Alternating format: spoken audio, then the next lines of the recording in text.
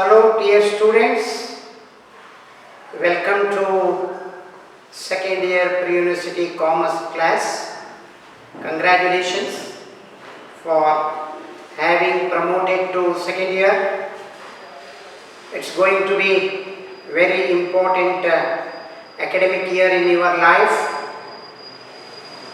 Today I am going to start accountancy syllabus for you. You have one of the chapters like accounting for partnership. Students, in first year pre-university you have studied different forms of business organizations, right? One of them is partnership type of business organization. To overcome the drawbacks of sole proprietorship form of business, there is need for a type of business organization which can procure more capital and more people for its day-to-day management and to share risks. So, partnership type of business organization is the best choice for it. In business studies, you have studied meaning, definition, nature, types, kinds of partnership. So also you know very well about partnership deed, merits and demerits of partnership. This year we have the type of accounting followed by partnership type of business organizations. But before straightaway entering accounting aspect, you should have recap of last year's discussion. That is very necessary for this year too, because without having strong theoretical background, you cannot straightaway enter into accounting aspect. So, let us see about the general meaning of partnership. Look here. When two or more persons join hands to set up a business and share its profit or losses, they are said to be in partnership. To repeat, when two or more persons join together with an idea to start a business with the intention of making some profit, then sharing profits or loss arising therefrom, understand? That is said to be partnership. So now you can understand partnership is nothing but an organization of two or more persons. Let us try to know more about partnership now. See,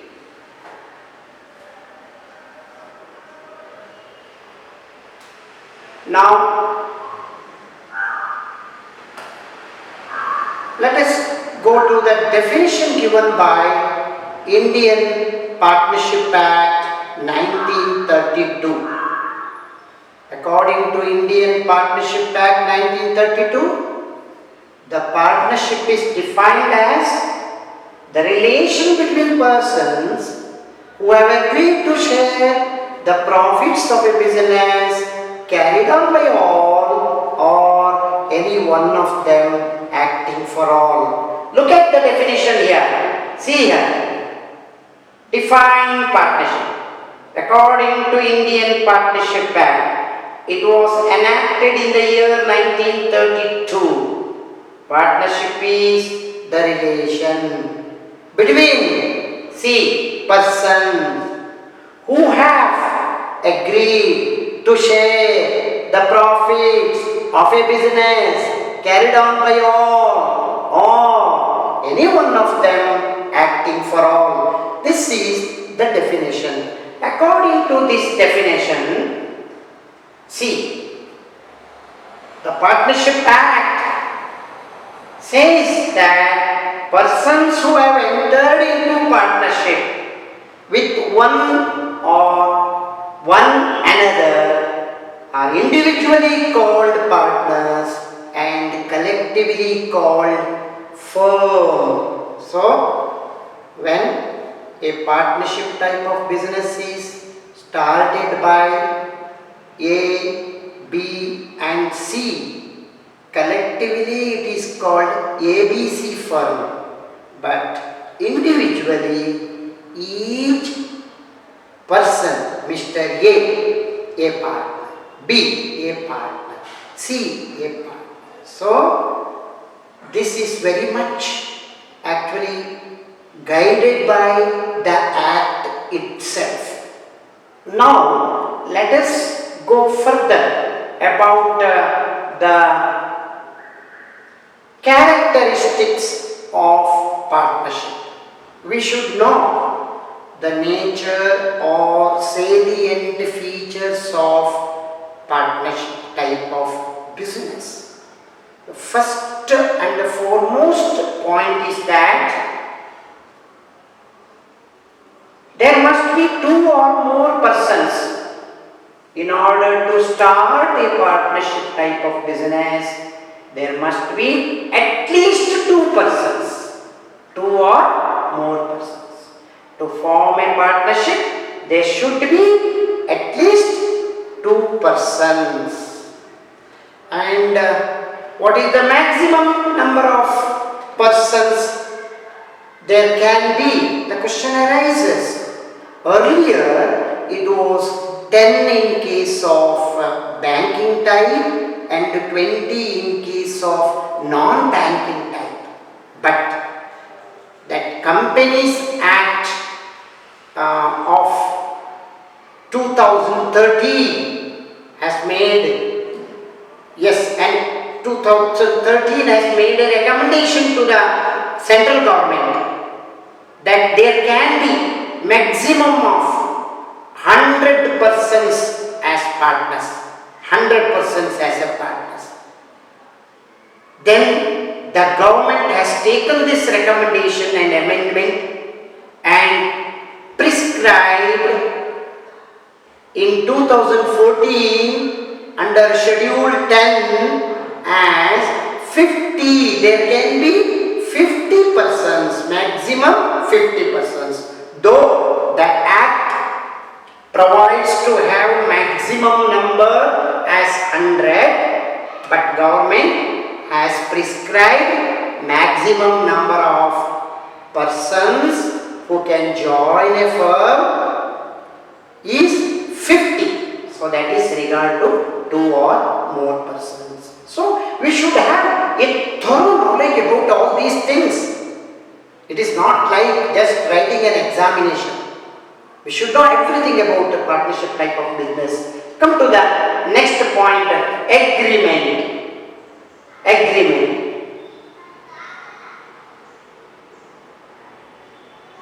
Second feature. I would like to say that the partnership is the result of an agreement. If there is no agreement, there is no partnership. Either this agreement must be in writing or in oral. There is no hard and fast rule that every partnership agreement must be in writing. So, agreement is the essence of every partnership. So we would like to know more about this agreement later on. Let me finish all the essential features of partnership first. We shall go to the third point, sharing of profits. Why do we start a business? Every business is started with the primary object of making profit. Of course, there may be loss also. Either profit or loss should be shared between partners. This should be shared between the partners in the agreed ratio. If that agreed ratio is not predetermined or pre-decided, then it should be shared between them equally. So this is called, sharing of profits as well as losses. The agreement must be, you look here, the agreement must be to share profits and losses of business. Let us go to the third point.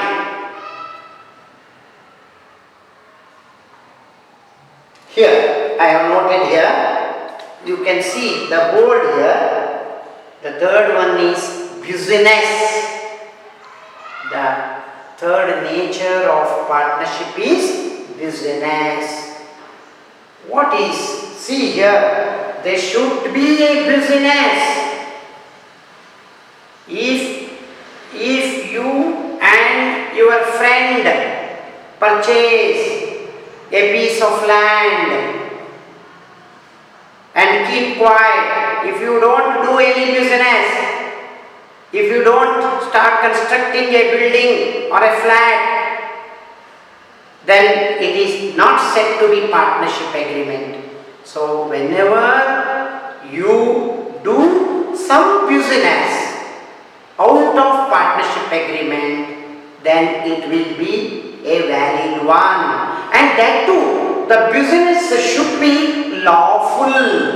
Lawful business means it should be legal one. It should be legal one. So the third essential feature is business.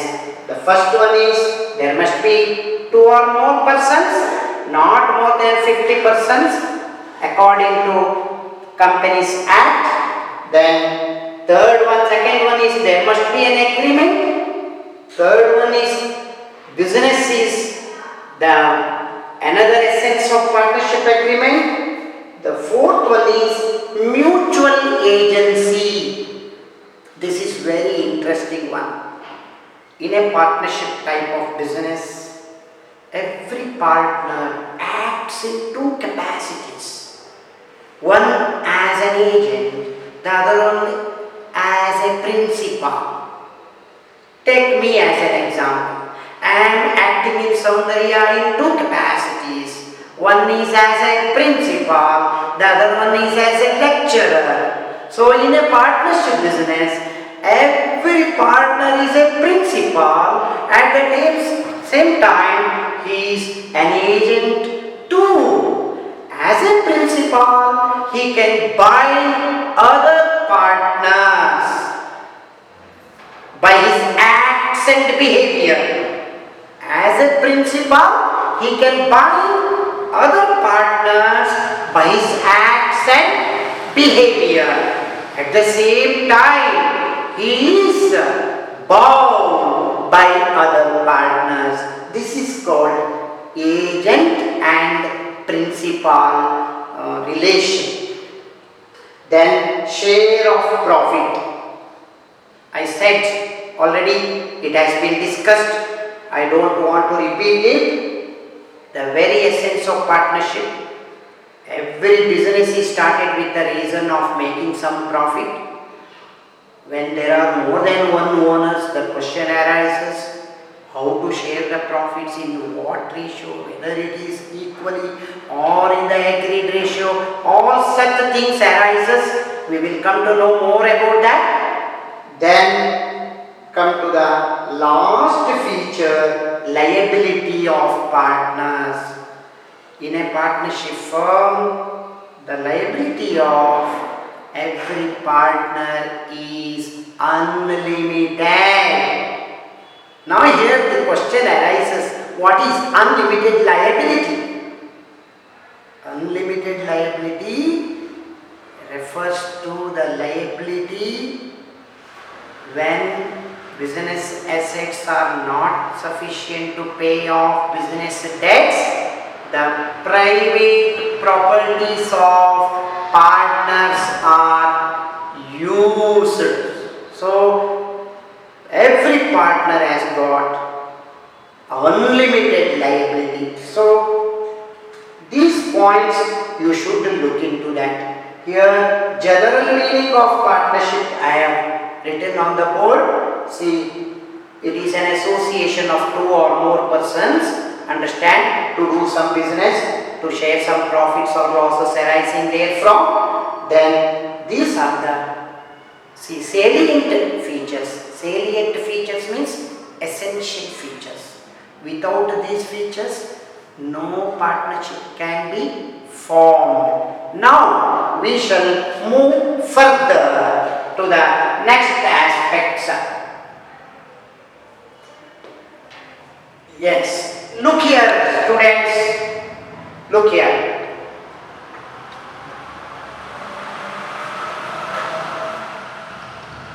Now for the smooth conduct of partnership business, there should be an agreement. I said agreement forms as the essence of every partnership business. So this agreement may be, I said, in oral, that is mutual understanding, or it may be in writing. Now when partnership agreement is in writing,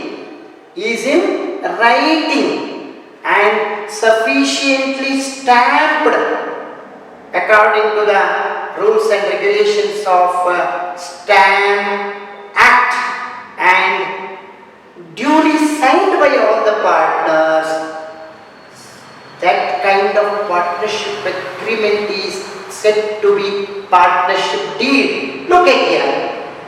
What is partnership deed? A very important one. Always you will be asked this question. What is partnership deed? Partnership deed is the document which contains the terms of partnership agreement. Partnership deed is the document which contains the terms of partnership agreement. So whatever terms you want to insert, you want to include, so you include, you go on list and take signature. So now these terms, see what are the terms and conditions you are going to insert. They may relate to, say, like ratio in which partners are going to share profits and losses. It may relate to rate of interest on capital, rate of interest on partners loan, rate of interest on partners drawing, whether is particular partner is entitled to get salary, like that. So date of commencement, so on so forth, we shall list it. So just to be, see, in brief, these terms will relate to sharing profit. Sharing profit. In which ratio? The rate of interest on capital and so on. See, it is stated clearly, such an agreement should be duly stamped as per the Stamp Act, as per the Stamp Act, provisions of the Stamp Act, and duly signed by all the partners. students, having said about the meaning and the definition of partnership deal, let us look at the various contents of partnership deal. What are the items that are likely to be added into the partnership to avoid future disputes among the partners? Now, first and the foremost content is name and address of the partnership firm. Name and address of all the partners. Rate of interest on capital payable by the firm. Rate of interest on loan which is advanced by the partners.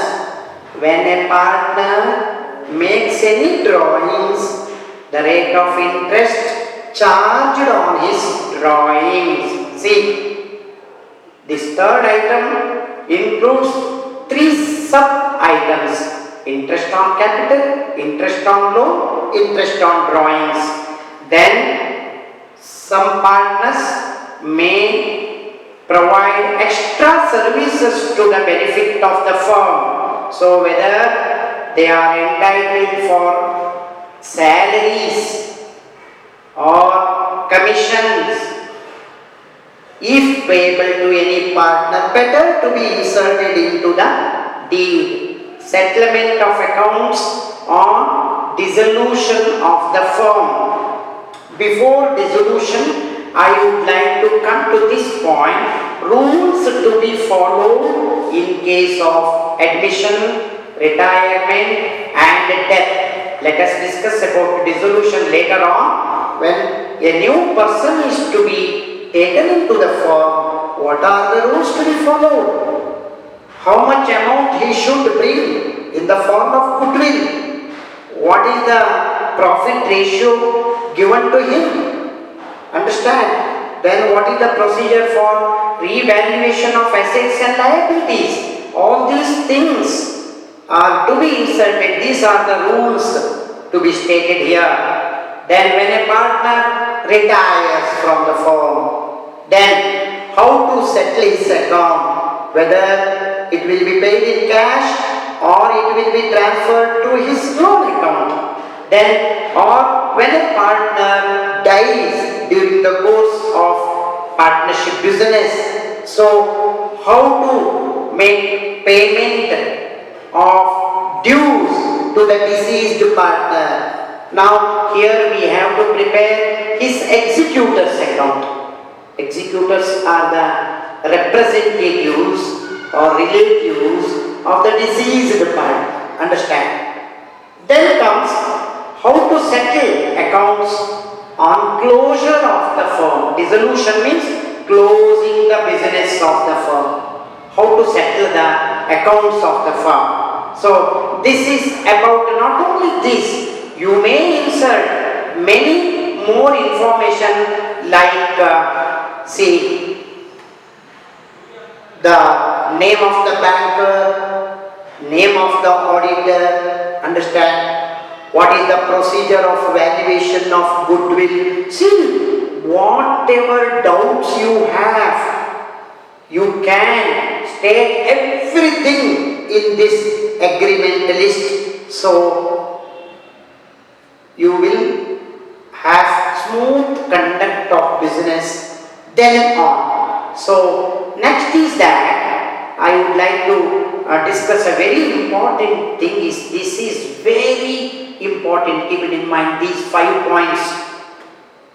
Always a certain question in second year PU till your second year public examination. The question you may expect is like that. How do you treat these items in the absence of partnership deed? If the partnership deed is silent about one of these items, it is not included in partnership deed, how will you treat? For example, profit sharing ratio is not stated in partnership deed. How do you share? Nothing is stated. Then, now, how do you treat it? The answer is, if profit sharing ratio is not stated in the partnership agreement or deed, it will be shared between the partners equally. Once again, I will repeat. If profit sharing ratio is not decided or not stated, included in partnership deed, then your answer should be profit sharing ratio. Profits or losses will be shared between partners equally. Second point is interest on capital. It is not stated in the partnership deed what rate of interest a partner is entitled to get. In such cases, there is implied condition is that no partner is entitled to get any interest on his capital. To repeat, partners are not entitled for interest on capital if there is no mention about the rate of interest on capital in partnership deed. Clear? Your one sentence answer is that no interest on partner's capital. In other words, partners cannot claim interest on their capital. What about the interest on drawing? Nothing is stated about the rate of interest on drawing. When you draw money out of business, see, naturally you need to return your amount with some interest, but the rate is not stated. Deed is silent as far as this item is concerned. Now the answer is, no partner is required to pay interest on his drawings. Rather, see, no interest is to be charged on partner's drawings. So be careful about this. Answer is, no interest is chargeable or charged on the drawings. Come to fourth item, interest on loans. Sometimes some partners advance loans to the firm. Understand? Now, nothing is stated in partnership deed. In the absence of this, every partner who advances loan to the firm is entitled to get 6% interest per annum. See, regarding this point, Indian Partnership Act explains, if rate of interest is not decided, every partner who has advanced a loan to the firm should be given at least 6% per annum of his interest. This is fourth point.